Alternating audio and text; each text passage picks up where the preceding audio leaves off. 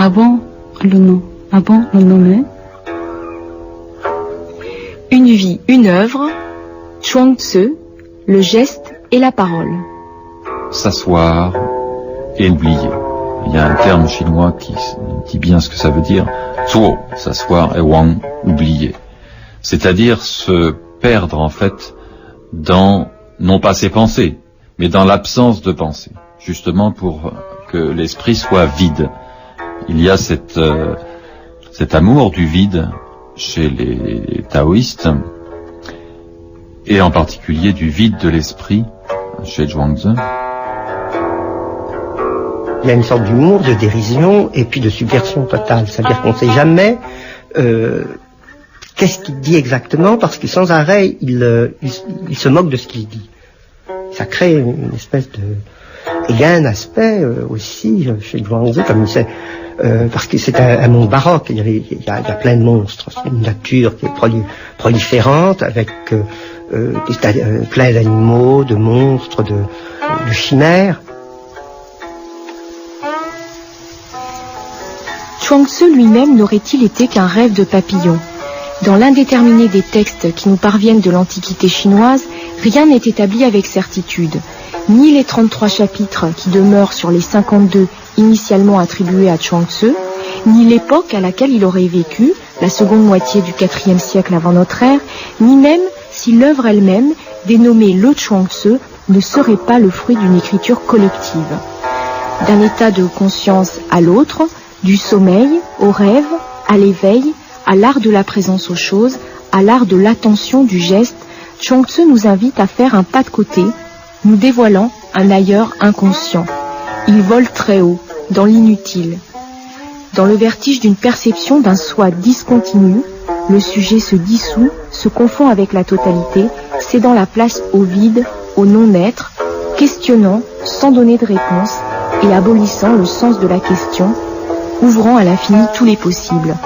Celui de voir en Chuang Tzu le second sage fondateur du taoïsme après Lao Tzu ou non, ou dans la lignée de Confucius, tout de critique et de respect mêlés, celui de lire un texte à la ferveur quasi religieuse, immanence et transcendance à la fois, dont certaines traductions par trop chrétiennes forcent le trait, ou bien une pensée philosophique toute proche de nous qu'il est permis de s'approprier par empathie pour rire avec Chuang Tzu des paradoxes du monde à défaut de les comprendre. Jean-François Billetter. Ce que j'ai souligné, c'est pas l'interprétation traditionnelle chinoise qu'on retrouve implicite dans les traductions en langues occidentales, c'est que Zhuangzi est un philosophe et qu'il a une philosophie, et que les différentes parties de son œuvre sont différentes facettes de cette philosophie une et unique. Et c'est ça que je remets en question. Je pense qu'il a décrit beaucoup de choses différentes, par différents moyens, et c'est ce qui me permet à moi de le prendre pièce par pièce. Il y a d'abord une très grande curiosité. Il y a une formidable curiosité à l'égard des aspects les plus divers de l'expérience qu'on peut avoir de la vie. Alors maintenant, ces différentes expériences décrites, peut-on en tirer, je ne sais pas, un édifice logique? Moi, je crois que je répondrai d'abord par non, parce que il me semble que Zhuangzi est très attentif au changement de régime de notre activité.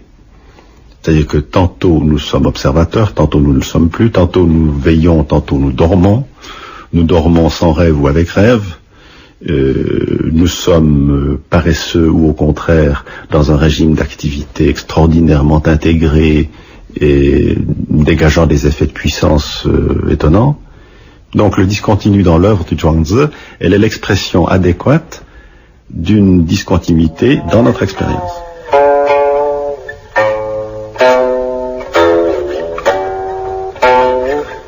On se demande un petit peu si il n'existe pas autant de formes de taoïsme que de gens pour en parler. Cyril Javary. Le mot Tao en chinois est un mot banal, trivial. Et c'est bien pour ça que les taoïstes l'ont choisi, pour exprimer l'ineffable. Cela dit, étant donné qu'il s'agit d'un couplage personnel entre un individu et une vibration, effectivement, ça peut prendre des formes très différentes selon les gens. Néanmoins, il faut quand même distinguer, je crois, deux niveaux bien différents. Ce qu'on pourrait appeler le taoïsme des lettrés, d'un côté, et le taoïsme populaire, de l'autre. Le taoïsme des lettrés, c'est cette réflexion philosophique centrée autour des textes du Tao Te Ching, du Chuang-Tzu et de tous leurs continuateurs. Et ça n'a qu'un rapport de cousinage lointain avec le taoïsme populaire. Le taoïsme populaire, lui, il est la forme qu'a pris en Chine une tradition beaucoup plus ancienne, que l'on peut résumer en parlant d'un chamanisme néolithique, d'un animisme assez généralisé. Il est la forme qu'a pris en Chine le chamanisme, on va dire pour faire vite, sibérien. Ce qu'on appelle des prêtres taoïstes, par facilité, par concordance simpliste, étaient à l'origine des chamans, c'est-à-dire des gens, des paysans, parmi les autres, mais qui avaient une perception plus fine de l'invisible, ceux que dans nos sociétés on appelait les rebouteux, les guérisseurs, les sourciers, les sorciers, tous ces gens-là qui sont un peu à part, qui ont des pouvoirs un peu étranges, mais qui soignent les maux du cœur, du corps et de l'esprit. Et ces gens-là ne se distinguaient pas des autres par un quelconque costume. Ce n'est que vers le 8e siècle de notre ère, 7-8e siècle de notre ère, devant la concurrence des bouddhistes, que les taoïstes ont décidé de lutter contre l'ennemi avec ses propres armes, c'est-à-dire de s'organiser en église, de se mettre des chasubles, des robes reconnaissables, de faire des cérémonies, de façon à faire revenir vers eux la clientèle des paysans qui allaient acheter des ex-voto bouddhistes plutôt que des ex-voto taoïstes. Mais même en s'organisant donc sous forme de ce que nous appelons l'Église, qui peut donner à penser que c'est une religion, même cela, eh bien, les chamans resteront et restent toujours une réalité quotidienne des campagnes chinoises. Et s'il peut rester si vivace en Chine, c'est parce que, par rapport à toutes les grandes cultures nées en Eurasie, la culture chinoise a une particularité, c'est que c'est la seule qui ne soit pas née de migration. Les Chinois sont un peuple sédentaire. Les Chinois sont les seuls qui habitent depuis toujours le pays où ils habitent. Et quand vous cultivez le même lopin de terre pendant 10 000 ans, ça crée des liens. Et Élie Faure, quand il parle de la Chine dans son histoire générale de l'art, avec ce style très caractéristique des années 1900, dit du paysan chinois qu'il entend le murmure des germes qui poussent sous la terre. C'est évidemment une image, mais elle décrit bien la profondeur du rapport que les paysans chinois entretiennent avec l'invisible. Ce rapport avec l'invisible, c'est le fondement de l'animisme, c'est le fondement du chamanisme, et à partir de là, ça va devenir le fondement culturel du taoïsme, et ça imprègne tellement l'âme chinoise que, avant de s'appeler Zhongguo, le pays qui est au centre du monde, la Chine s'appelait elle-même Shenzhou, c'est-à-dire le continent des esprits. Et c'est de ce terreau-là qu'est né le taoïsme populaire, qui perdure jusqu'à maintenant, et qui se mêle et quelquefois s'entremêle avec le taoïsme littéraire ou le taoïsme lettré, s'appuyant sur les textes de Lao Tzu et de Chuang-Tzu.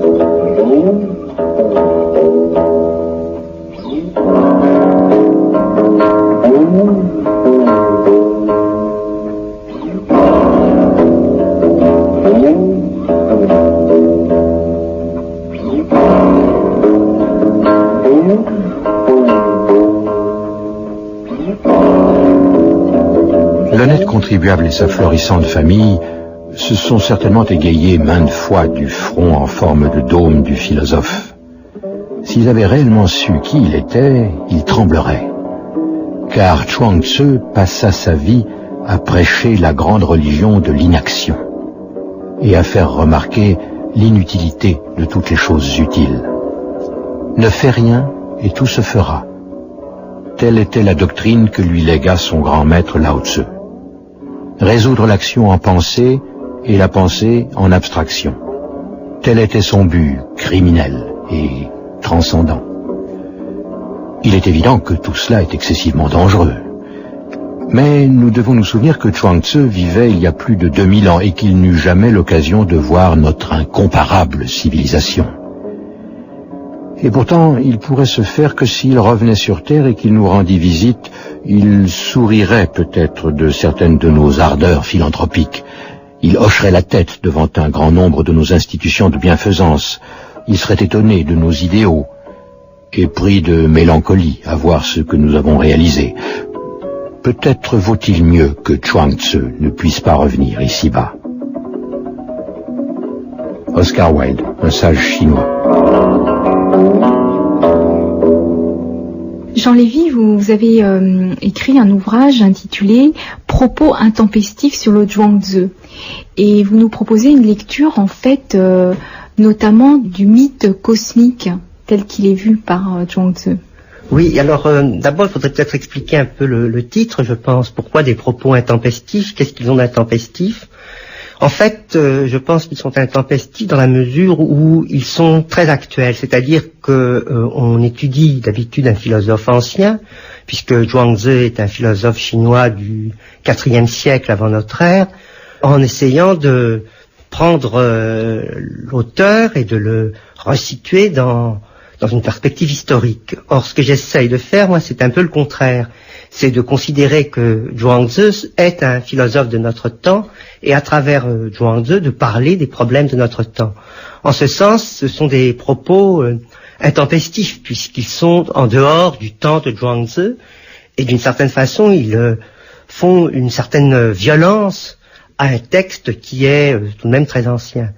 Alors, en ce sens, c'est intempestif. Alors, cette intempestivité, j'ai voulu l'aborder à travers un mythe, qui est un mythe très curieux, très simple, presque une histoire, disons, banale et sans intérêt, quelque chose de tout à fait trivial, puisque c'est simplement trois compères, il y a Shu, puis il y a Ru, et puis au milieu il y a Hundun, et le Shu, je crois, est le roi de la mer du Nord, Ru est le roi de la mer du Sud, et au milieu, il y a Hundun, dont le nom signifie chaos.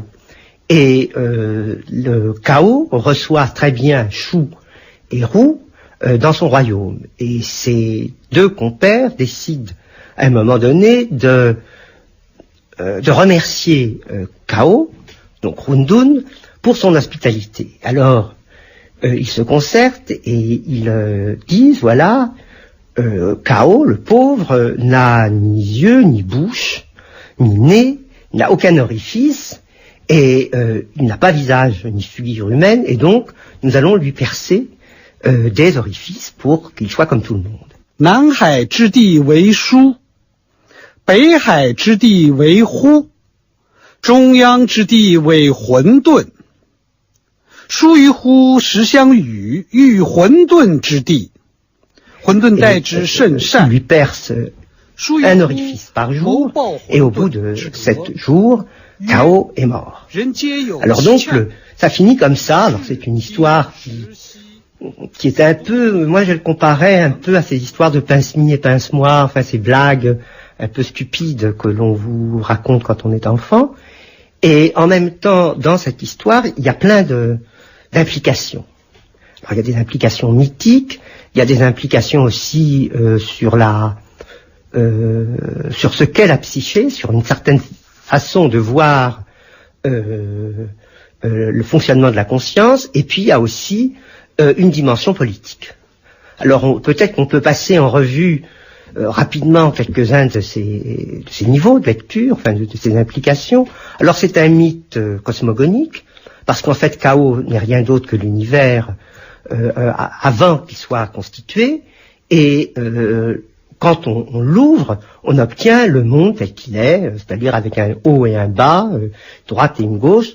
Donc ce n'est rien d'autre que le passage du magma originel à l'univers organisé que nous connaissons.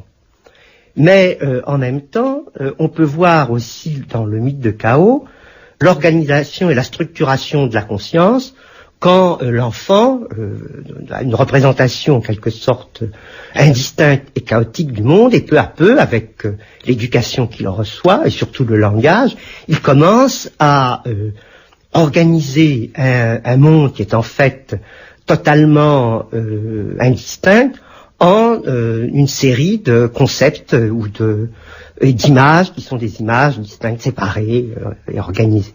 Donc il structure un monde qui n'est pas logique dans une certaine forme de logique. C'est la deuxième niveau. C'est en quelque sorte une dimension épistémologique. Et puis il y a une dimension politique. C'est une critique de la bonté et de ce que l'on appelle les rapports humains. C'est-à-dire que pour Zhuangzi, l'idée que les échanges de bons procédés et cette idée d'une forme de bienveillance à l'égard de l'autre dans une société organisée ne peut que déboucher sur le meurtre et la catastrophe. Donc voilà en quelque sorte les trois lectures que l'on peut faire du mythe de Chaos.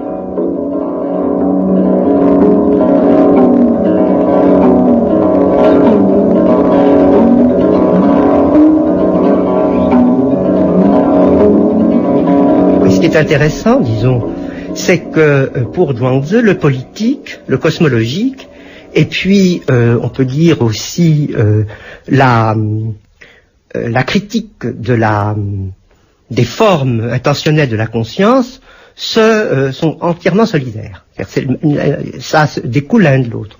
C'est parce que nous avons une vision séparée du monde, parce que nous considérons qu'il y a un tien et un moi, qu'il y a aussi un extérieur et un intérieur, et parce que nous avons tendance à, en quelque sorte, fragmenter. Nous avons une intelligence, en ce sens, il est proche de Bergson, c'est-à-dire que nous créons à l'intérieur d'un univers continu des entités discontinues. Et à partir de ce moment-là, on est dans un univers du fragmenté et on vit dans un monde où naît le conflit. Et alors Jean Lévy, vous faites aussi une lecture de ce mythe de manière individuelle, c'est-à-dire qu'avec la création de ces organes de perception pour rendre service, n'est-ce pas, il y a effectivement ce va-et-vient entre l'intériorité et l'extériorité. Oui, c'est cela, c'est-à-dire qu'à partir du moment où on pose, la conscience en quelque sorte s'ouvre sur le monde, ce monde on veut en bénéficier, en jouir. Alors d'une part on se perd dans les objets, et donc on veut les posséder, et on est aliéné par les choses. Donc il y a une théorie de l'aliénation chez Zhuangzi, c'est-à-dire que on crée des objets, en tant que ce sont des objets de désir. À partir du moment où il y a désir, il y a volonté d'acquérir, il y a travail. Quand il y a travail, il y a fatigue, et à ce moment-là, on tombe dans le monde aussi de l'aliénation. Donc on est aliéné par le monde que l'on a créé soi-même. Donc la conscience, pour rester en quelque sorte libre, doit être toujours tournée vers l'intérieur et non pas vers l'extérieur. Donc il y a cette dimension effectivement individuelle et très particulière, je pense, d'un retour sur le soi, et d'une fusion entre le soi et l'extériorité.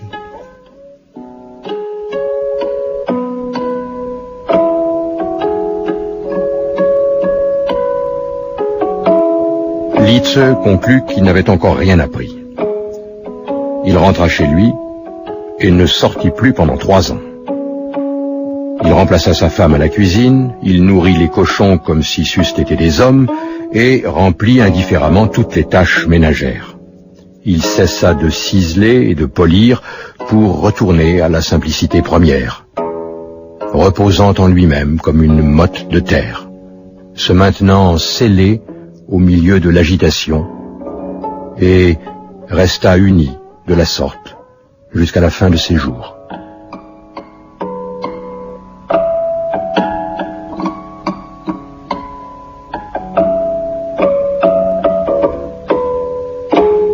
Et on dirait vraiment que toutes ces fables sont justement soutenues par ce concept de totalité ou d'unité. Enfin, je ne sais pas quelle est la meilleure traduction. Rémi Mathieu.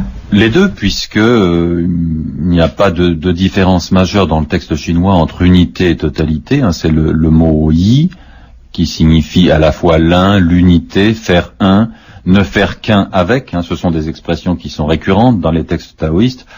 Je fais un avec l'ensemble des êtres, ce qu'on appelle en chinois les 10 000 êtres, c'est-à-dire l'ensemble des choses du monde vivant. On fait un avec le tout, dans la mesure où l'on fait partie de ce tout.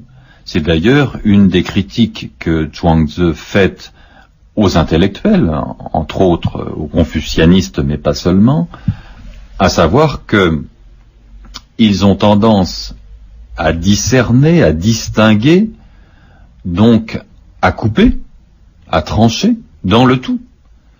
Zhuangzi se plaît à rapporter dans les nombreux apologues qui constituent son œuvre toutes ces tentatives ou toutes les tentatives de ses disciples, de ses compagnons, pour arriver à rejoindre l'un et pour critiquer aussi, plus ou moins sévèrement, ceux qui, tels Confucius ou tels d'autres, ce qu'on appelle les dialecticiens, ceux qui jouent avec la langue chinoise,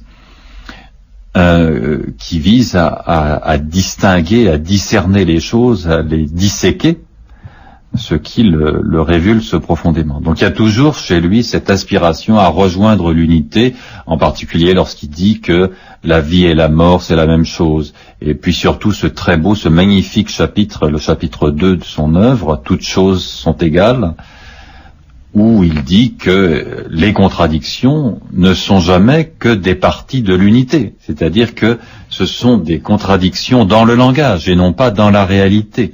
Et il prend l'exemple qui est le plus parlant pour nous, non seulement pour les anciens Chinois, mais pour les occidentaux contemporains, je crois pour tout homme, l'unité de la vie et de la mort, c'est-à-dire que la vie n'est jamais que la continuité de la mort, laquelle n'est jamais que la suite qui va amener à une nouvelle mort, laquelle va ainsi de suite générer une nouvelle vie, dans la conception cyclique que les Chinois avaient du temps. Chez Zhuangzi, il y a une vie incroyable au niveau du langage, au niveau de l'expression, au niveau de cette richesse du vocabulaire qui fait le charme de cette œuvre et de cet homme.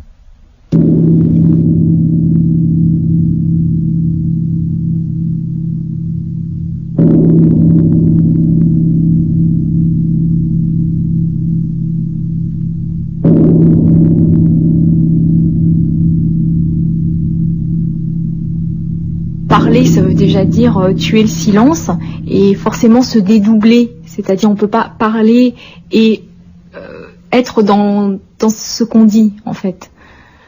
Oui, alors, à mon avis, chez Zhuangzi, le rapport est très compliqué entre la langue et Zhuangzi, parce qu'à la fois, il y a un refus de la parole telle qu'elle se pratique, dans la mesure où elle est l'expression par excellence de la conscience séparée, dans la mesure où le langage n'est rien d'autre que d'établir des catégories et de distinguer des objets à l'intérieur d'un réel qui ne possède aucun objet, qui est totalement confus et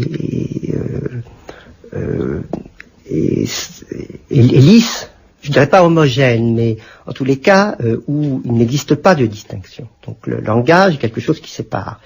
Et en séparant, il discrimine. Et donc cette pensée discriminatrice est ce qui entraîne, disons, toute une perception fausse du monde. Donc en ce sens, le langage est un instrument de connaissance qui est totalement inadéquat et mauvais. Mais en même temps, Zhuangzi utilise le langage, mais il voudrait retourner le langage contre lui-même. C'est-à-dire trouver un langage qui n'aurait pas en quelque sorte les désavantages du langage et serait en quelque sorte l'expression de la confusion. C'est pour ça qu'il a inventé une langue très particulière. Zhuangzi a un style et une langue qui dépasse tout ce qu'on peut imaginer comme richesse, comme c'est un langage totalement baroque et très obscur. C'est-à-dire que personne ne peut se vanter ou comprendre Zhuangzi.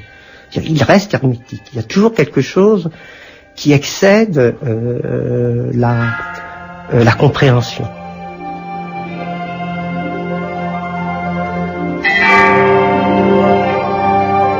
Tu dissipes ton esprit, tu exténues ton essence, tu gémis appuyé sur ton accoudoir, et tu finis par tomber endormi sur la table de bois précieux.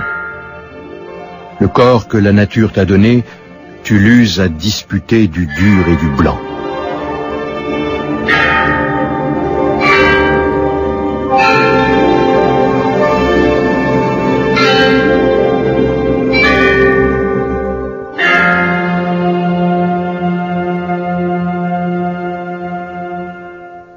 Le Chuang-Tzu interroge en fait la question du langage, et vous, Soon-Gi Kim, vous avez publié un ouvrage intitulé « Montagne, c'est la mer », où vous lancez des ponts entre la pensée de Wittgenstein et celle de Chuang-Tzu.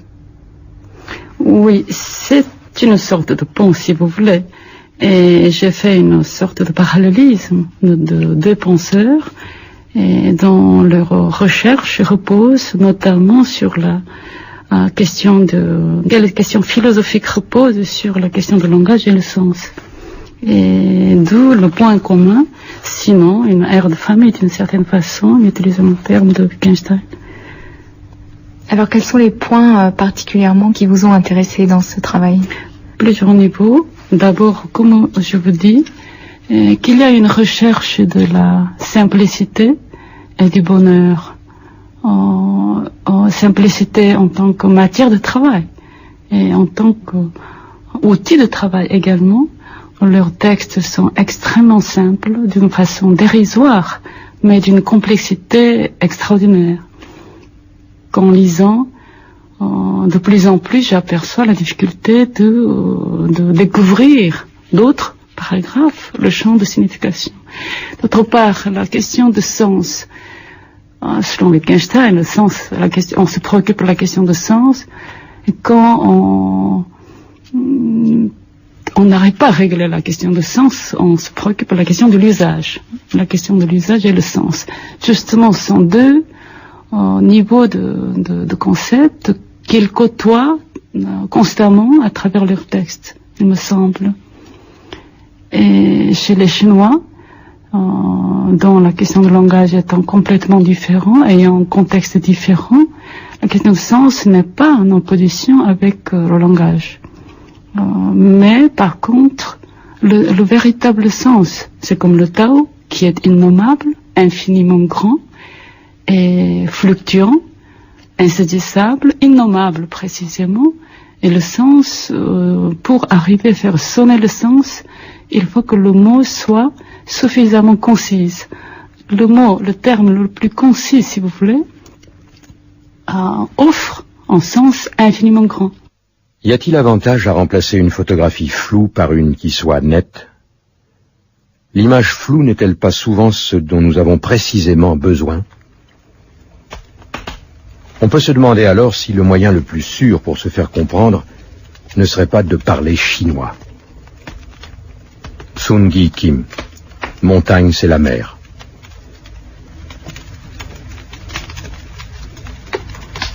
Pas besoin de poncer des lunettes pour mieux voir, pour mieux éclaircir la vue, pour mieux éclairer les points de vue ou pour mieux éclairer l'esprit. Pas d'idées, ni d'images, ni de perception éclaircissante, ni de vision éclairante. Pas de vision ni de visible, mais de l'invisible. L'invisible n'est ni dedans, ni dehors, ni l'au-delà, ni l'en-deçà, mais dans les pas. Pas de vue, pas de vie, pas de son, pas de geste. Soon-Gi Kim, Nuages paresseux.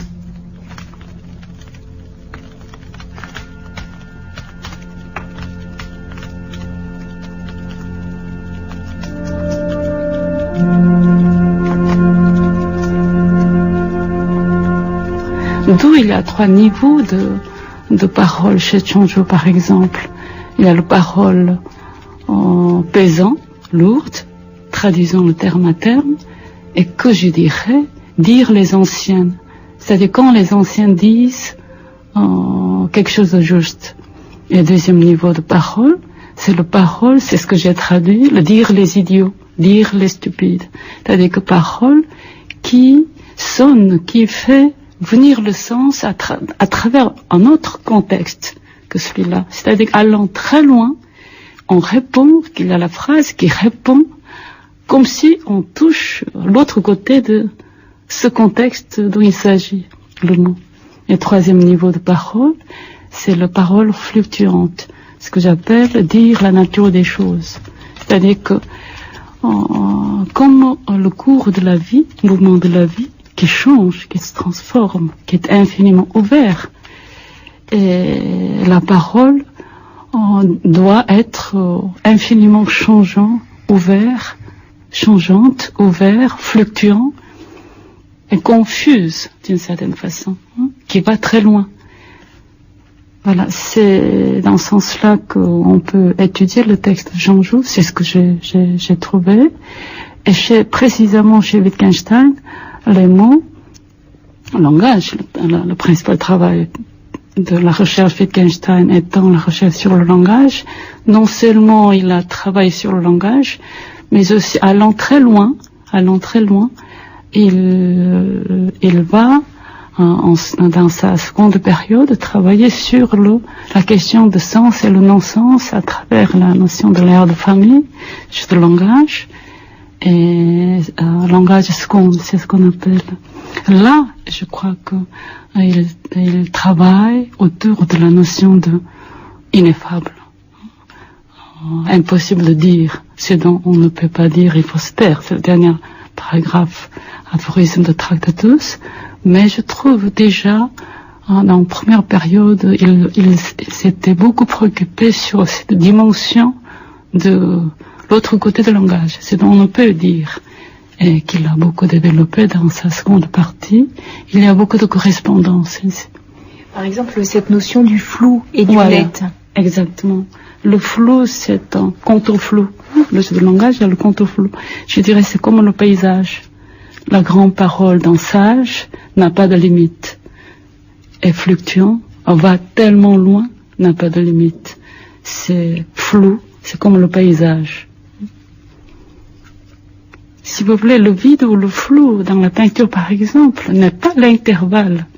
C'est pas un lien qui permet de relier les éléments, mais qui permet d'affirer, qui permet de partir infiniment là où il n'y a pas de limite. Il dit, il y a Charon qui explique à son prince que le geste qu'il utilise pour tailler sa roue n'est pas exprimable par les moyens du langage. Simplement, là, il fait une remarque de bon sens. C'est un fait. Un geste que vous faites, par exemple, si je vous demande de me décrire par le langage ce que vous faites exactement lorsque vous versez de l'eau dans un verre, vous aurez bien de la peine. C'est de nouveau, il nous rend attentifs au fait que les gestes qui sont le substrat dynamique de notre activité en permanence, sont des choses que nous ne pouvons pas décrire. Décrivez-moi un coup de marteau de telle façon, si je n'ai jamais vu un marteau. Et je vous donne uniquement les moyens du langage pour me décrire comment on enfonce un clou dans une planche avec un marteau. Vous serez devant une difficulté que Zhuangzi relève, et relève avec raison. Alors surtout, ne voyons pas là-dedans de l'indicible, une vérité qui serait inaccessible au langage. Enfin, elle l'est en un sens, mais elle l'est objectivement. Il n'y a pas de mystère là-dedans. C'est que quand on parle, on ne perçoit pas. Donc la question, c'est de savoir si le verbe chinois zhi sera traduit par savoir ou par percevoir. C'est là la question. Je traduis par percevoir, pour des raisons que je donne. Et j'obtiens donc, quand on perçoit, on ne parle pas, quand on parle, on ne perçoit pas.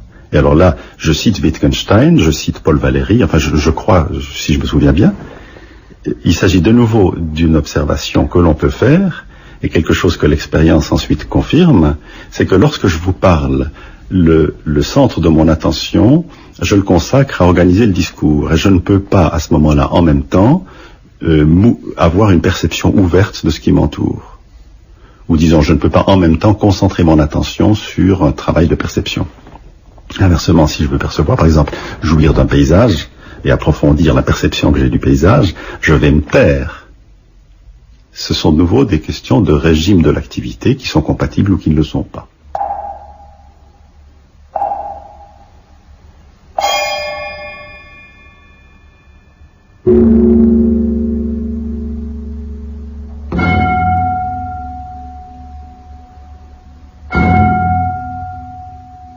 Le cuisinier posa son couteau et répondit: ce qui intéresse votre serviteur, c'est le fonctionnement des choses, non la simple technique.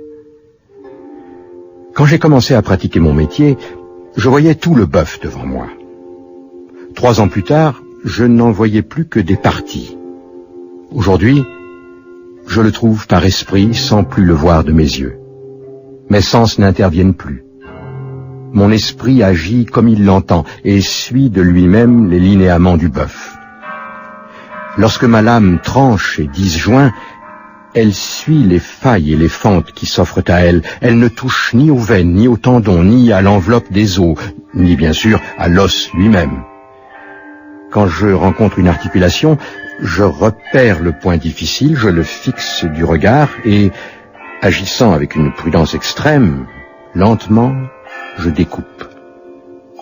Sous l'action délicate de la lame, les parties se séparent avec un huo léger, comme celui d'un peu de terre que l'on pose sur le sol. Mon couteau à la main, je me redresse, je regarde autour de moi, amusé et satisfait, et après avoir nettoyé la lame, je la remets dans le fourreau.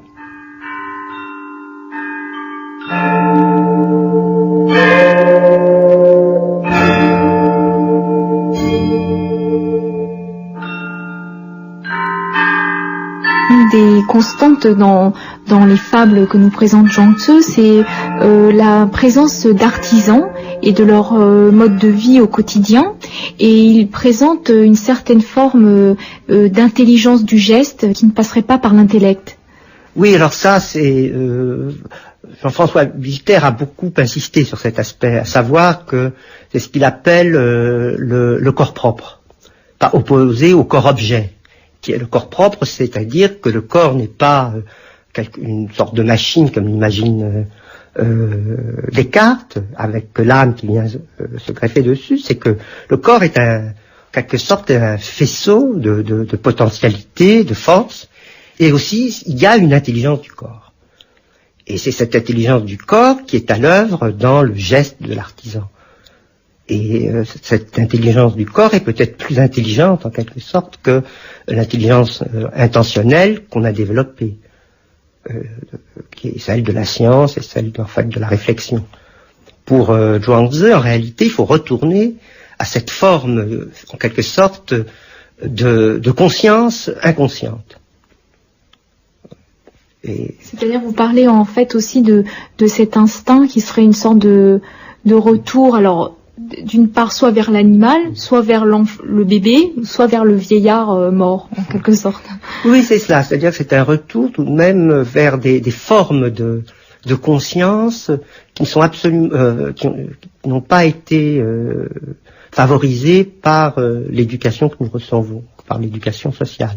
Et c'est un peu de l'ordre de l'instinct, mais un instinct qui serait sublimé, dans la mesure où l'instinct s'applique toujours à un objet particulier.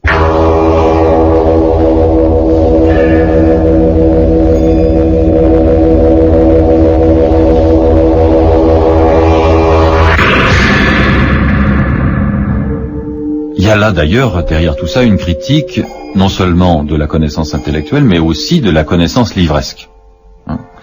C'est-à-dire, là aussi, paradoxe. C'est un homme qui écrit ou fait écrire un livre pour critiquer la connaissance livresque et la connaissance intellectuelle, qui rédige, qui argumente, donc qui a une logique, qui énonce, pour critiquer certaines formes de logique. Donc, ça semble paradoxal, là aussi, ça l'est qu'à moitié. C'est-à-dire, il y a plutôt une défiance vis-à-vis de la logique qu'une critique systématique. Même chose pour le langage. Mais il y a surtout chez lui une idée de la connaissance qui est basée non pas sur la réflexion, en tout cas, loin de là d'en faire une exclusivité, on vient de le voir, mais sur la pratique, sur l'expérience. Et vous notez que dans beaucoup de ces dialogues, si ce n'est dans tous ces dialogues, la même forme est adoptée. C'est-à-dire, d'une part, dans un premier temps, le philosophe, ou un philosophe, un penseur, un candide, pose une question à quelqu'un qui est supposé savoir quelque chose sur quelque chose. Et c'est généralement un artisan. C'est un charron. C'est un forgeron. C'est un archer. C'est un boucher. C'est un pêcheur. Etc. Bref, c'est quelqu'un qui a un savoir pratique basé sur une expérience. Donc, cet homme a un savoir. Et s'il l'interroge, c'est parce qu'il espère que ce savoir est communicable. Et il dit, vous devez apprendre par l'esprit, mais mieux encore par le souffle. Alors, ça nous pose plus de questions que ça n'apporte de réponses. Qu'est-ce que c'est que communiquer par le souffle ? C'est un vaste mystère auquel ont été confrontés bien des commentateurs, en tout cas qui laisse une porte ouverte, et que tous ces dialogues, en tout cas, me paraissent éclairés d'une certaine façon. C'est un artiste pour moi, Zhuangzi. C'est un véritable poète. C'est justement au niveau de la philosophie poétique que les deux auteurs m'intéressent tant, aussi bien Zhuangzi et Wittgenstein. Il est arrivé, justement, il a mis à la hauteur de la poésie de la philosophie esthétique. Et chez Zhuangzi, vous avez parlé l'exemple de chez le boucher, et il y a un exemple qui est très joli aussi, que je venais de rappeler, c'est l'empereur rouge. Il voyagea vers le pays du Nord. En revenant au pays du Sud, où se trouve sa maison, et il n'a pas retrouvé le perle transparent. Et il a demandé à l'intelligence de la chercher, ne trouva pas. Il a redemandé à la connaissance de la rechercher, ne la trouve toujours pas. Enfin, il a demandé à ce que je traduirais sans forme, image oubliée. Shang Wang. Il a demandé à l'image oubliée, sans forme. Enfin, il l'a retrouvée. Ça, c'est très intéressant. C'est-à-dire que la rencontre, c'est ce qu'on appelle OUA, rencontre avec la chose. La rencontre avec la chose, métamorphosée dans les choses. Cela signifie une rencontre, une indifférenciation. Il y a une confusion entre la chose et soi-même. C'est cet espace, c'est ce temps, ce lieu qui est infiniment ouvert et qui est l'essence même, si j'oserais dire, de l'art et la création. Et j'ai prononcé le terme de l'essence, mais c'est très difficile de prononcer des termes comme essence ou le fondement, parce que ça implique immédiatement une réflexion très profonde de la philosophie de fondement occidental. Mais je dirais le fondement sans noyau, dans ce sens-là. Oui, c'est un véritable créateur. Vous savez, la langue chinoise est, dès le départ, imagée. C'est le pictogramme, c'est l'idéogramme dont on part avec l'image. Donc, pour arriver à atteindre la chose, puisque le mot même est composé par l'image, il n'y a aucune opposition avec, en réalité, enfin, comme si dans la langue occidentale, alphabétique, il n'y a pas de opposition de double articulation de contenu. Contenant signifie, par exemple. Et que, voulant désigner, voulant indiquer, non pas représenter la chose, mais voulant désigner le sens, il faut que le mot aille très très loin, jusqu'à Wang An, par exemple, la parole des fous touche très bien. La parole de fou a toujours été conçue comme une parole de poète qui dit justement le non-dire. Dire, impossible de dire. Dire le flou, au sein du flou.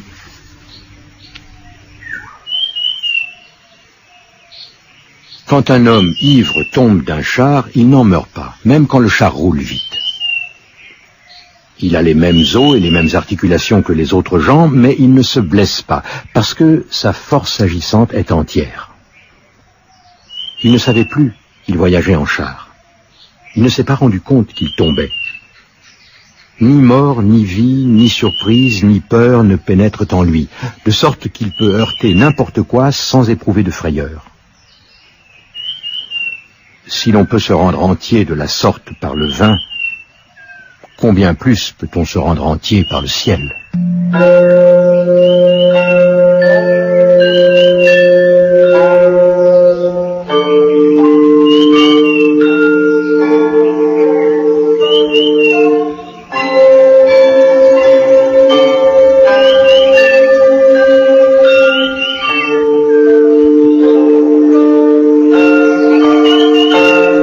Je suggère que l'on trouve dans le Zhuangzi un paradigme, c'est ainsi que je m'exprime, de la subjectivité qui n'est pas le nôtre.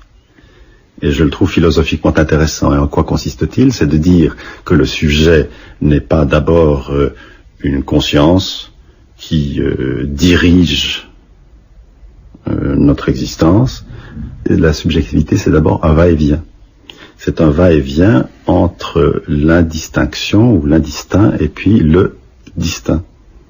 Alors je pense que c'est une très bonne description de ce qui se passe en réalité, parce que nous sommes tout le temps en train, tantôt d'avoir une conscience claire, orientée par une intention ou une volonté, et puis des moments au contraire où cela se dissout, où nous avons besoin de nous dissoudre et de laisser faire les choses en nous, d'une façon indistincte, c'est-à-dire d'une façon que nous ne contrôlons pas, d'une façon que nous n'essayons même pas de nous représenter. Ce sont des choses infiniment simples dont je vous parle, enfin dont parle Zhuangzi. Par exemple, lorsque vous cherchez un mot, que faites-vous? Vous arrêtez un instant de vouloir et vous laissez faire, et puis le mot vient. Alors là déjà vous avez cette circulation entre l'indistinct et le distinct. Et ce type de va-et-vient, pour Zhuangzi, il est au cœur de notre subjectivité, et ce qu'il faut, c'est laisser faire, ou savoir aussi changer de régime.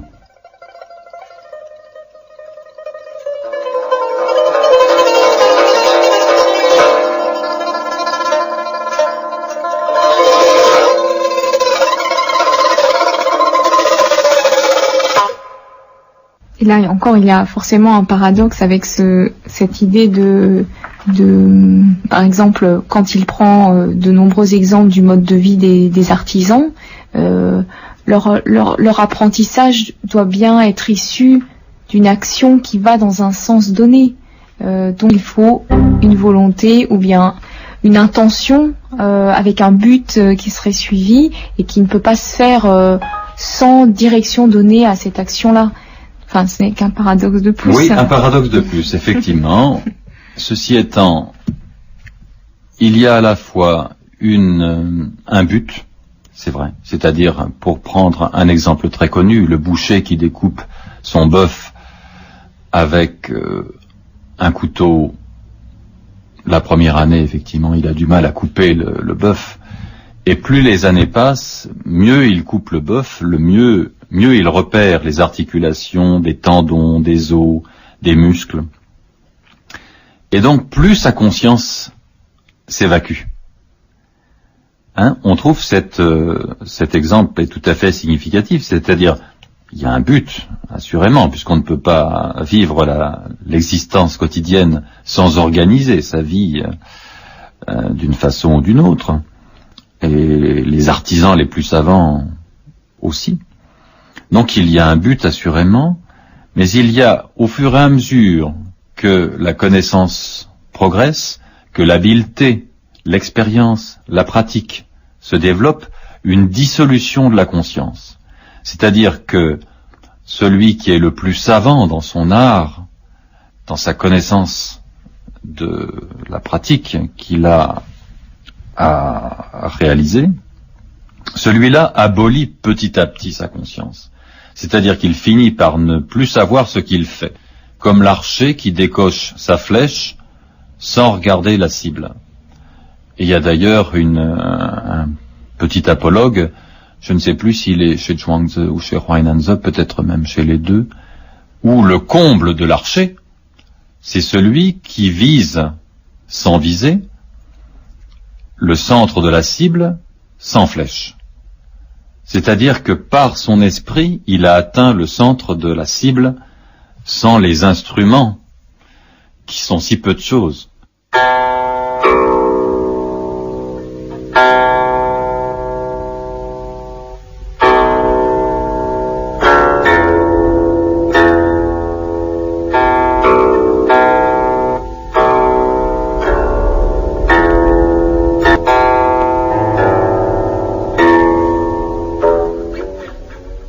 Il y a toujours la question du sujet qui connaît différents états de conscience et qui, par cette intermittence et ces différents régimes de conscience, est comme dissous et n'a plus d'importance en fait.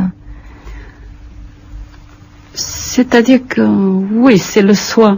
Et le moi doit transformer en soi, pour ainsi dire. Le moi suppose la volonté d'agir. Tandis que l'état de soi, je dirais, là où chaque chose se trouve dans son centre. Chaque chose a son centre, dans la multiplicité. Et oufa, c'est-à-dire rencontre avec les choses, métamorphoser en les choses, signifie qu'il y a une indifférenciation entre la chose et le soi-même. Et j'ai mal à utiliser le terme de sujet-objet, puisque ça sonne immédiatement cette dichotomie. Oui, justement, on a du mal avec des concepts occidentaux à attraper en fait la pensée chinoise. Oui, c'est pour ça c'est très difficile. C'est comme je vous disais tout à l'heure, j'avais commencé à noter dès que j'ai trouvé un parallélisme. Il y a une ère de famille très agréable. Et quand j'avais découvert par bonheur hasard, il y a 30 ans, et en lisant pour la première fois le texte de Wittgenstein, immédiatement j'ai commencé à relire Zhuangzi et les classiques chinois. Et de plus en plus que j'ai été intéressée, je commençais à noter mes pensées et je commençais à trouver le parallélisme.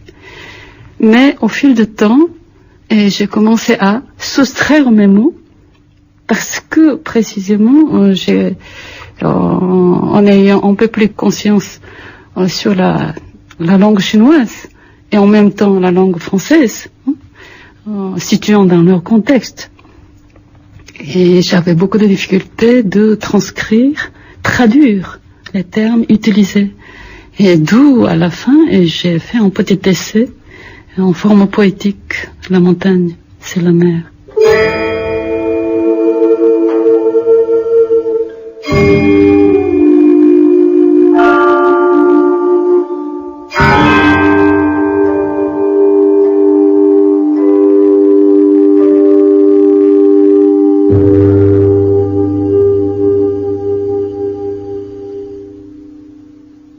Zhuangzi a besoin d'une dramaturgie.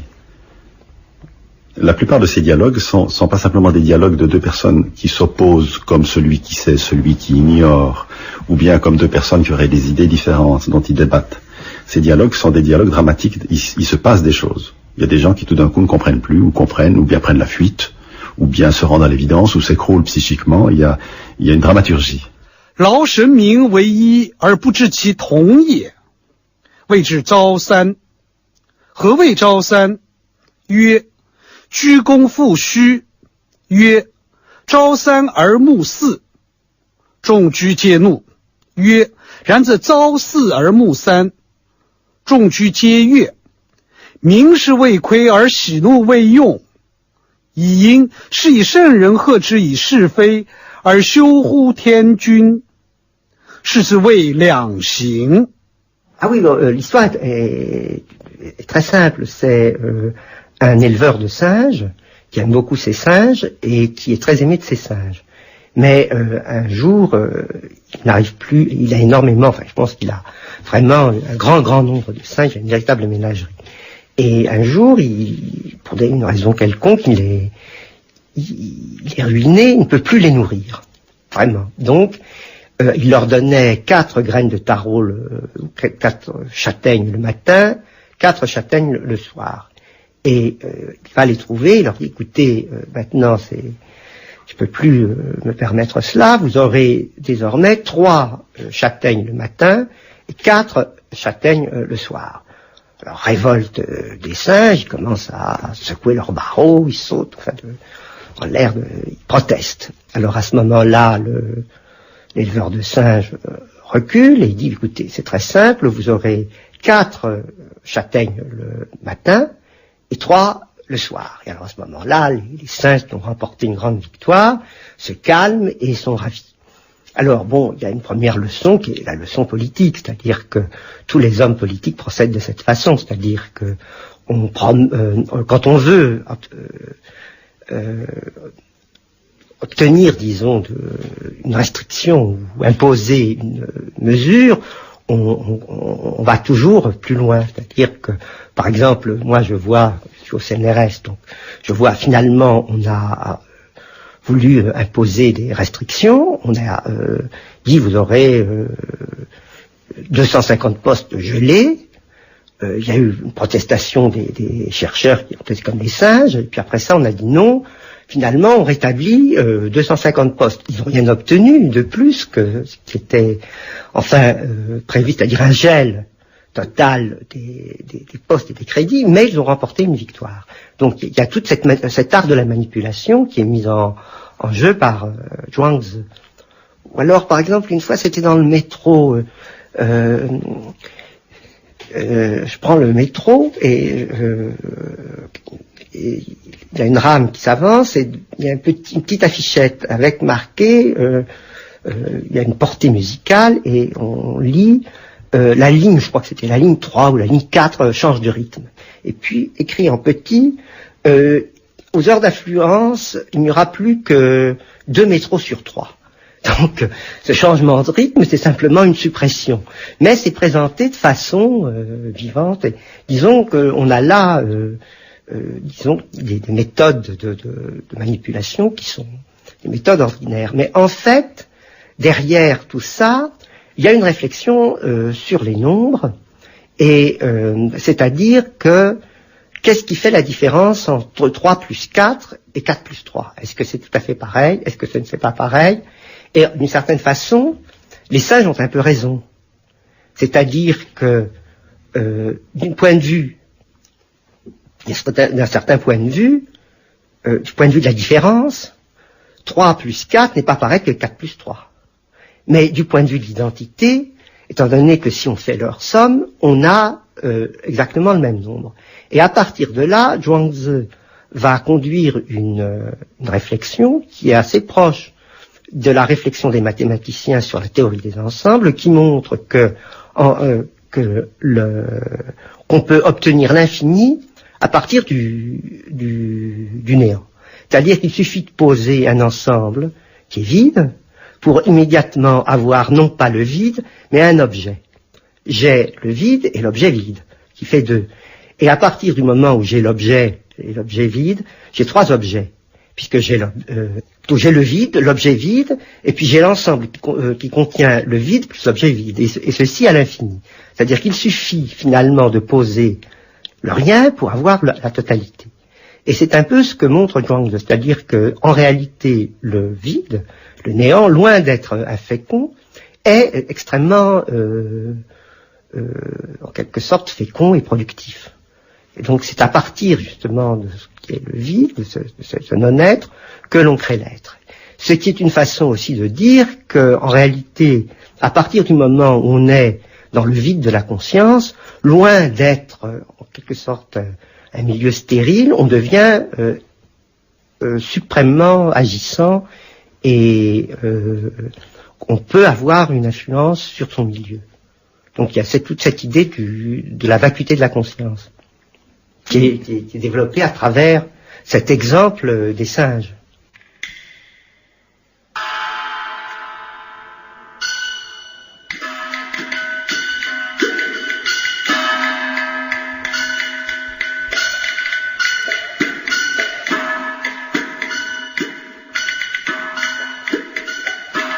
Quand quelqu'un franchit une rivière dans une barque et que le courant amène une barque vide et la jette contre la sienne, il ne se fâche pas, même s'il est d'un naturel impatient. S'il y a quelqu'un à bord, il le hèlera pour qu'il évite le choc. S'il n'est pas entendu la première fois, ni la deuxième, la troisième, il lui lancera des injures. Dans le premier cas, il ne se fâchera pas puisque l'autre barque est vide. Dans le second, il se fâche parce qu'il y a quelqu'un dedans. Celui qui parcourt le monde en faisant le vide, nul ne peut lui faire de mal.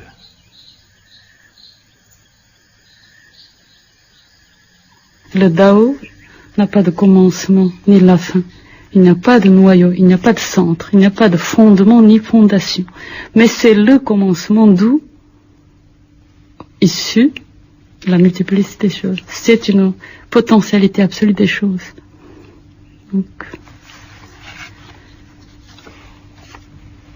je dirais que la véritable connaissance au Xie Zhongzhu réside dans l'ignorance. Ou Shi, c'est-à-dire se tenir dans l'oubli. Chua Wang. Oubliant soi-même, Wang A, on connaît l'inconnu. Donc c'est se métamorphoser dans les choses.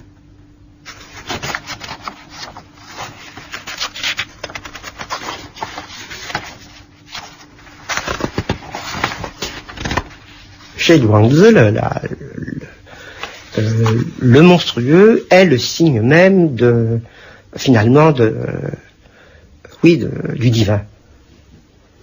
Ah, vous dites divin. Ah oui, c'est le divin, oui. Le Bon. divin. Alors expliquez-nous, Jean Lévy, qu'est-ce que vous appelez le divin exactement? C'est-à-dire que c'est quelque chose qui dépasse les capacités humaines et donc qui permet à l'homme d'atteindre une forme de transcendance. Et il y a une transcendance chez Zhuangzi dans la mesure où pour lui il y a une conception du monde et une conception en quelque sorte ontologique. C'est-à-dire qu'il y a une ontologie de Zhuangzi et tout son système philosophique et politique doit s'interpréter dans une ontologie. Et l'ontologie de Zhuangzi, qui est affirmée par le mythe de Cao, c'est que le non-être est supérieur à l'être.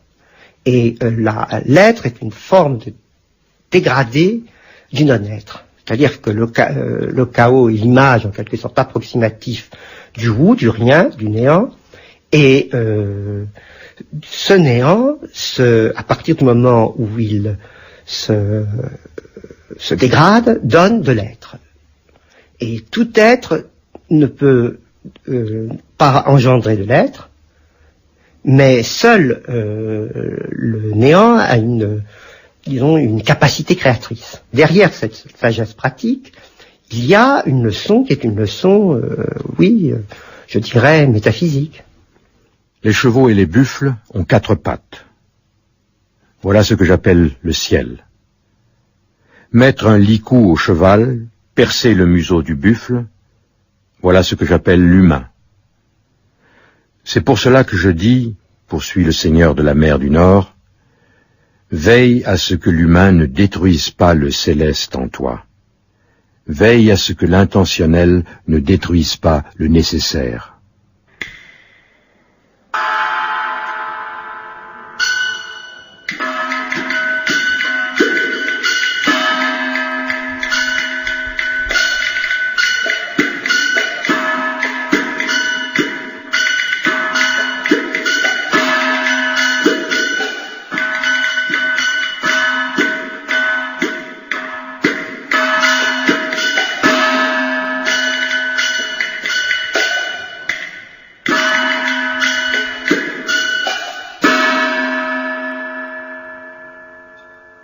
Vous faites également, Jean Lévy, un parallèle avec ce visage qui n'aurait pas d'orifice, avec le visage tel qu'il nous est présenté par Lévinas.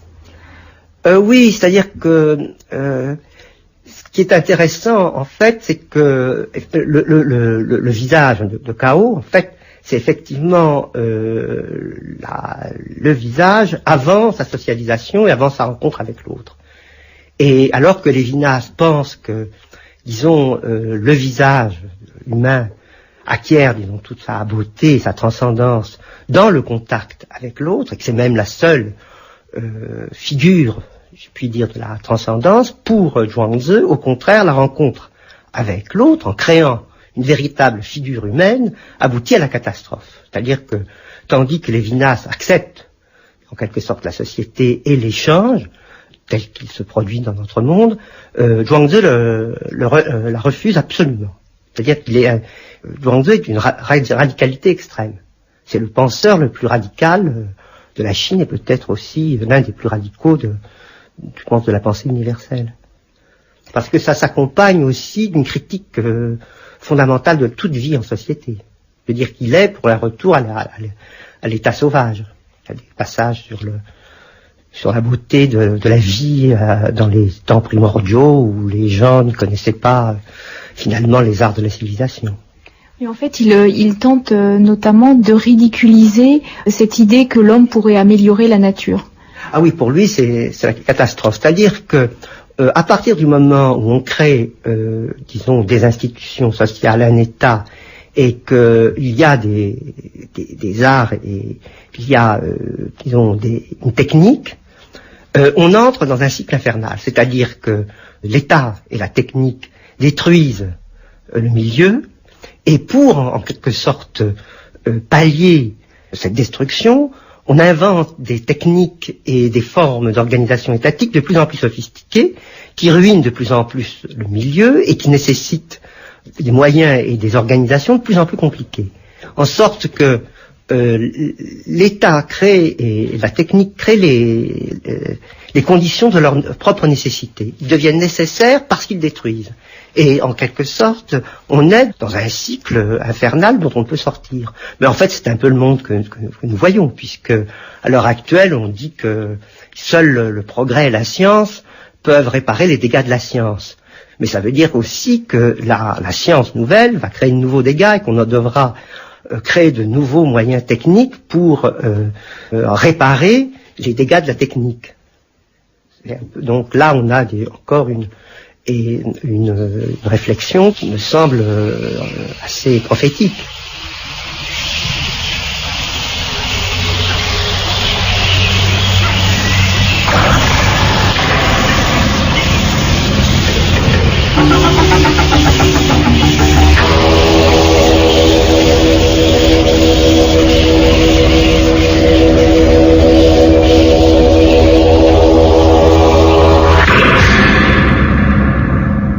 Comment est-ce qu'on pourrait définir, Rémi Mathieu, ce goût de la spontanéité et ce goût pour le non-agir?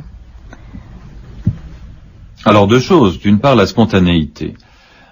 Le mot spontanéité, spontané, parfois traduit dans un charabia sinologique par le de soi-même ou l'ainsi, désigne tout ce qui procède de la nature des êtres, de la nature conférée par le ciel, comme disent les Chinois. C'est-à-dire de ce qui est de l'ordre de la disposition naturelle, et donc qui se manifeste spontanément, en chinois zishan, lorsque l'on agit, lorsque l'on est dans le monde.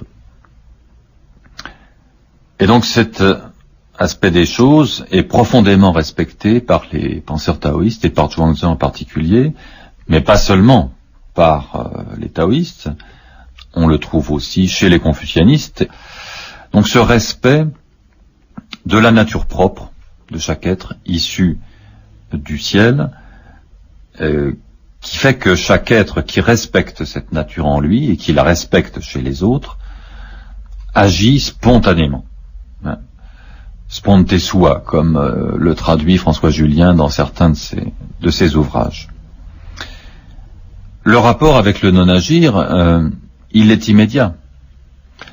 C'est-à-dire que ce terme a fait florès dans la littérature taoïste. Il traduit un terme chinois qui est wu wei, c'est-à-dire ne pas agir, non-action.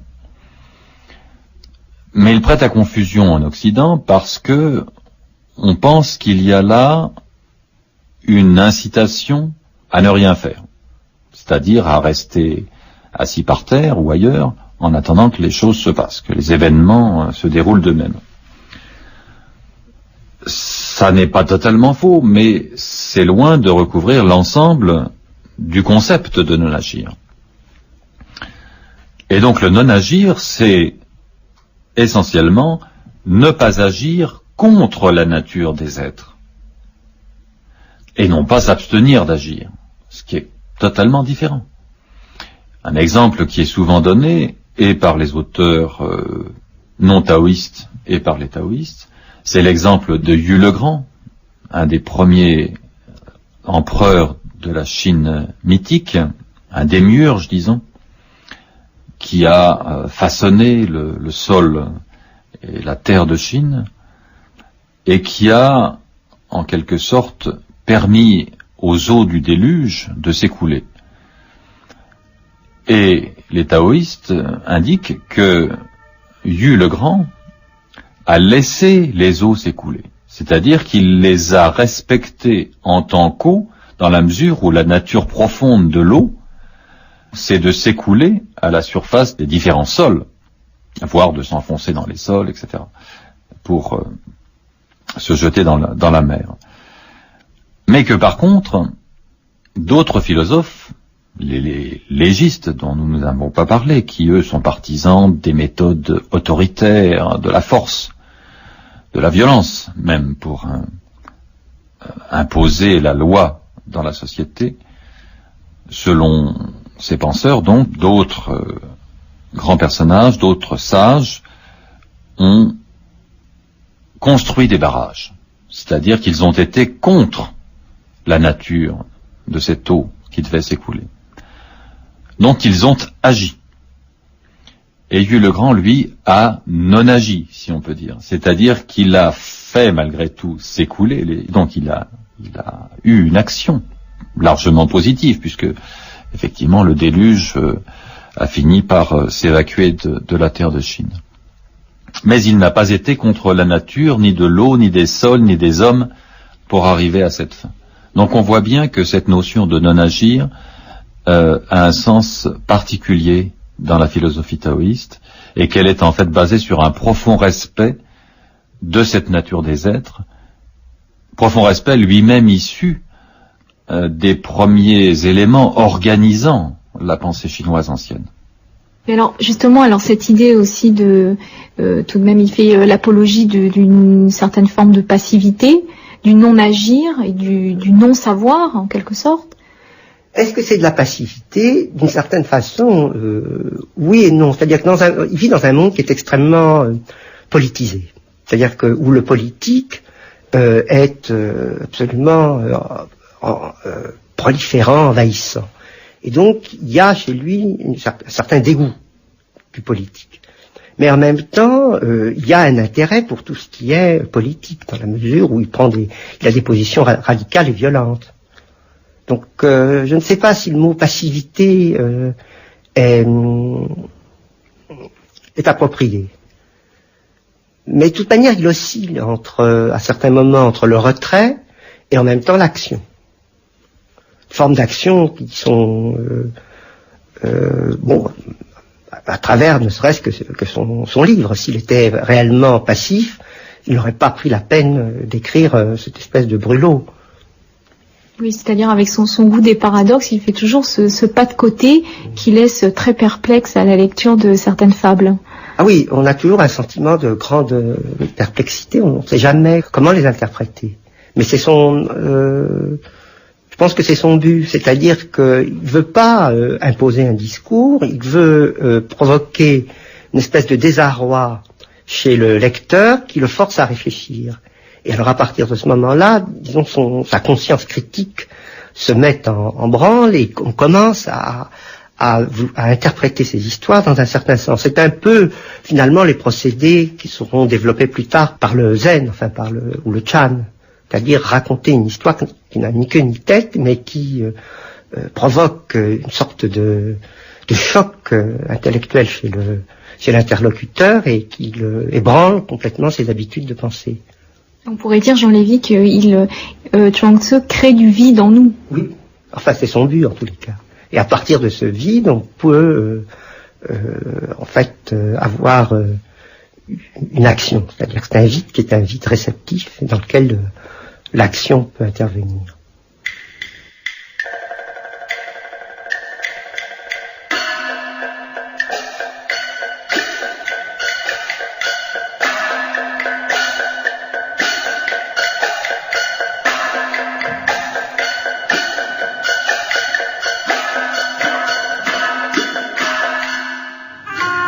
Oui, il y a toujours cette absence de jugement, en fait. Voilà, tout à fait.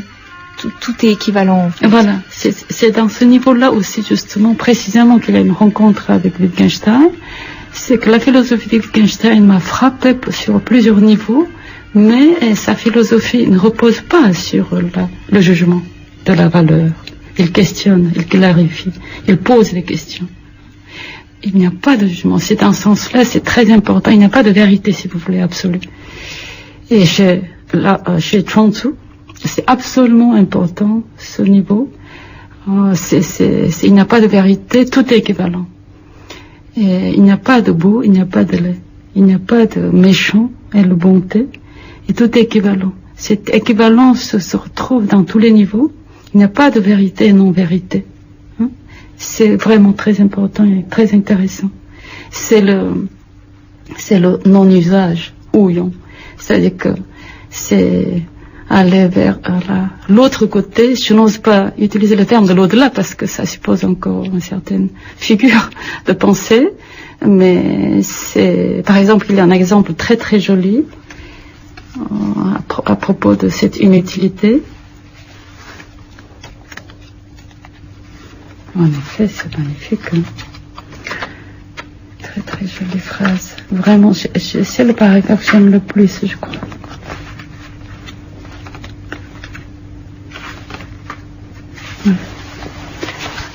Il y a Régio interrogé Chuang-Tzu.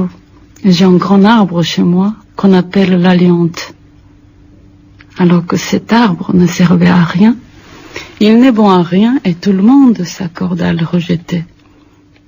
Et Chuang-Tzu répond, vous avez un grand arbre et vous vous souciez de son inutilité. Pourquoi ne le plantez-vous pas dans le pays de néant et de l'infini? Ça, c'est magnifique. Précisément, l'inutilité contient la possibilité indéterminée d'usage, d'où la condition de la création selon moi. L'usage permet à la règle d'être inutile.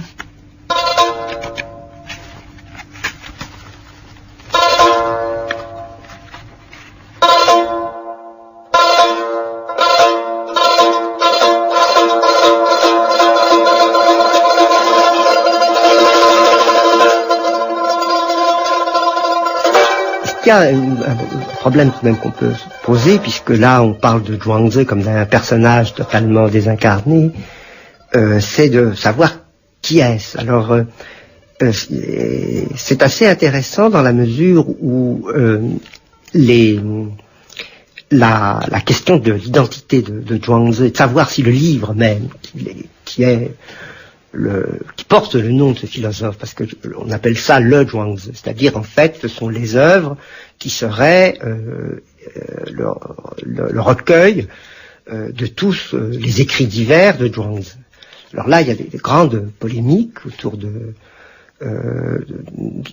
l'authenticité de l'œuvre, et derrière ces polémiques il y a naturellement en fait toute une querelle de type idéologique, c'est-à-dire que suivant l'orientation idéologique et critique, tel ou tel passage sera déclaré interpolé. Et puis d'autre part, suivant l'orientation, disons, politique, idéologique des savants ou des critiques, même parfois à leur insu, Zhuangzi aura telle ou telle orientation. Et alors, l'œuvre de Zhuangzi a servi non pas à réfléchir sur la philosophie, mais en quelque sorte à déterminer quel était le personnage qui avait écrit ce livre. Alors, on pourrait écrire les 7 ou 8 vies de Zhuangzi. Et alors, suivant les thèmes que l'on choisit ou que l'on retient, Zhuangzi pourrait être, et ce serait très amusant, on pourrait écrire en quelque sorte un livre qui s'intitulerait Les 10 vies ou les 15 vies de Zhuangzi, qui serait comme des réincarnations. Alors, Zhuangzi peut très bien être, la seule chose que l'on sait de lui, c'est qu'il a vécu vers 300, qu'il était pauvre, et qu'il a rempli un poste, alors soit, déjà on est dans l'interprétation, parce que soit il aurait été petit fonctionnaire d'une ville, soit il aurait été une sorte de garde champêtre du jardin des arbres à lac. Parce que jardin des arbres à lac, c'est à la fois un endroit, mais ça peut être le nom d'une ville. Donc c'est déjà très différent. Et alors comme personnage, suivant les indications que l'on retient dans son œuvre, il peut être un ancien ritualiste qui s'est dégoûté du rituel et qui est devenu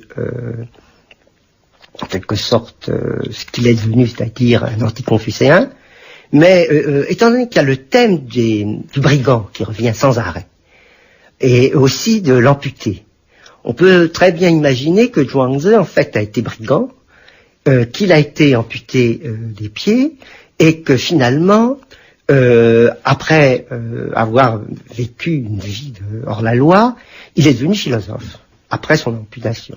On peut imaginer aussi très bien, parce qu'il y a un autre thème qui revient d'une façon lancinante, c'est le thème de l'invalide, ou du monstre, ou de l'handicapé. C'est-à-dire qu'il y a sans arrêt des goitreux, des bossus, enfin, et ça revient avec une espèce d'obsession presque freudienne. Alors on peut très bien imaginer que c'est quelqu'un qui a souffert d'une infirmité. C'est un infirme. Et puis, alors il y a un autre thème qui revient aussi énormément, c'est les diplomates. Le meilleur ami de Zhuangzi était un certain Rueshi, qui était à la fois un sophiste et un diplomate. Et toute une partie du Zhuangzi traite des rapports diplomatiques et de la façon dont on peut circonvenir un souverain. Qu'est-ce que c'est que la rhétorique ? Ça joue une place très considérable, et de même toute sa réflexion sur le langage implique, disons, des jeux et un intérêt pour la dialectique et pour l'art de la persuasion.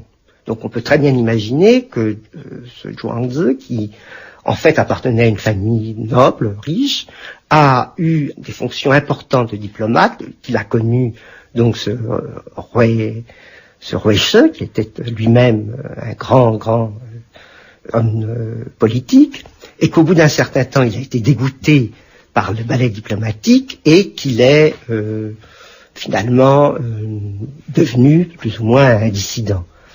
On peut aussi imaginer, si on est toujours à la recherche du personnage réel à travers une œuvre qui est une œuvre fictive, dire que sans doute il était un transsexuel, parce que il y a l'histoire du papillon, et que les chrysalides jouent un grand rôle, c'est-à-dire que c'est quelqu'un qui est obsédé par les métamorphoses. Et donc là, on pourrait très bien, d'un point de vue en quelque sorte pseudo-psychanalytique, faire une analyse de ce type. Enfin, tout ça pour dire qu'en réalité, chercher le personnage à travers son œuvre est presque impossible, parce que en réalité, Zhuangzi joue. En fait, il raconte des conversions.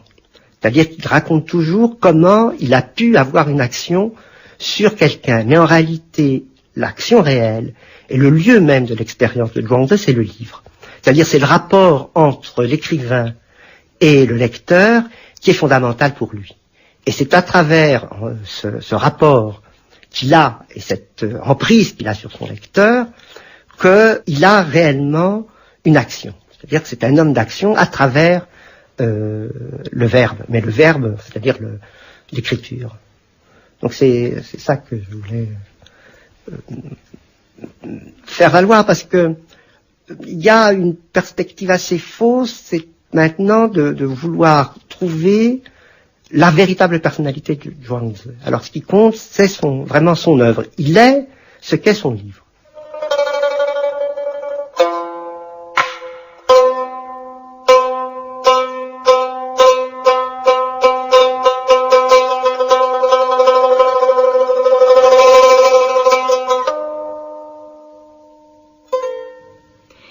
c'était Une vie, une œuvre, Chuang Tzu, le geste et la parole, avec Rémi Mathieu, qui a co-orchestré le second tome des philosophes taoïstes dans la Pléiade, Jean Lévy, auteur de Propos intempestifs sur le Chuang Tzu aux éditions Alia, Cyril Javary, qui a publié Le discours de la tortue chez Albin Michel, et Sung Gi Kim, auteur de Montagne, c'est la mer et de Nuages paresseux, publié par La Main courante. Archivina, la voix de Jean-François Billetter, auteur de Leçons sur Chuang Tzu et Études sur Chuang Tzu aux éditions Alia, était extraite de l'émission Les Vivants et les Dieux, diffusée le 29 juin 2002.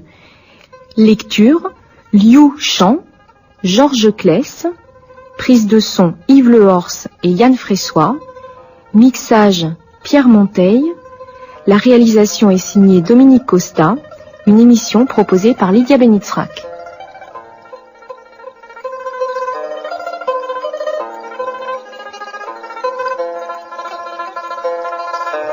N'as-tu jamais entendu parler de la grenouille qui habitait dans le fond d'un puits et qui dit un jour à la tortue de la mer orientale « Comme je suis heureuse ! Je sors de mon puits pour sauter sur la marge. J'y retourne pour me reposer là où une brique manque dans la paroi. Quand je plonge dans l'eau, l'eau me prend sous les aisselles et les joues. Quand j'avance dans la vase, elle me recouvre les pattes jusqu'aux chevilles. Et quand je regarde autour de moi ces larves de moustiques, ces crabes et ces têtards, je vois bien qu'aucune de ces bestioles ne connaît un pareil bonheur. Il n'y a rien au-dessus de la joie d'avoir ainsi pour soi toute une étendue d'eau et d'occuper tout un puits. Pourquoi, madame, ne venez-vous pas me voir, vous-même, de temps à autre ?